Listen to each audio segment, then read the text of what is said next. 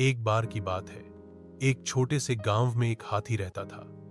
हाथी बहुत बड़ा और घने जंगल में रहने वाला था। वह किसी से नहीं डरता था और लोगों को अपनी शक्ति का एहसास कराना पसंद करता था। एक दिन गांव में एक कुत्ता भी था। वह कुत्ता छोटा और काफी होशियार था। वह लोगों के यहां बच्चों को खुश करने के लिए आया करता था। हाथी और कुत्ता एक दूसरे को पहले नहीं जानते थे, लेकिन एक दिन मिल गए।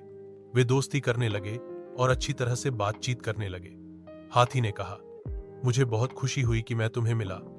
मैं शायद दुनिया का सबसे बड़ा और ताकतवर जानवर हूं।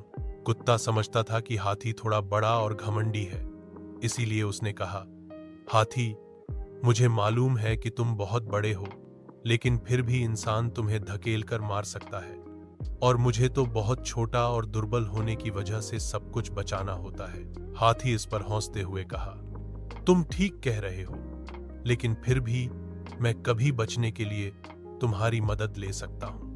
मैं तुम्हें अपनी शक्ति और ताकत से बनाया गया हूं। कुत्ता गंभीर रूप से बोला, मैं जानता हूं कि तुम कितने शक्तिशाली हो, लेकिन प्रेम और सहायता देने की क्षमता मेरे पास है। यह सुनकर हाथी सोच में पड़ गया।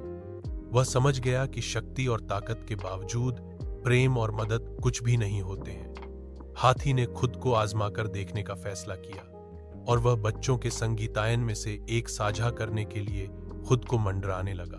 यह देखकर कुत्ता बहुत खुश हुआ और उसने कहा, हाथी, तुमने सबके दिल जीत लिए हैं। तुम्हारी हमारे गांव में बहुत जरूरत थी, जहां हमेशा खुशी और प्रेम की कमी महसूस होती थी। हाथी बहुत खुश हो गया, क्योंकि उसने समझ लिया था कि हाथी और कुत्ता एक ही गुण रखते हैं, प्रेम और सहायता देने की क्षमता। यह बात हाथी के जीवन में एक महत्वपूर्ण सीख थी कि शक्ति और ताकत से भी बढ़कर प्रेम और सहायता का महत्व होता है।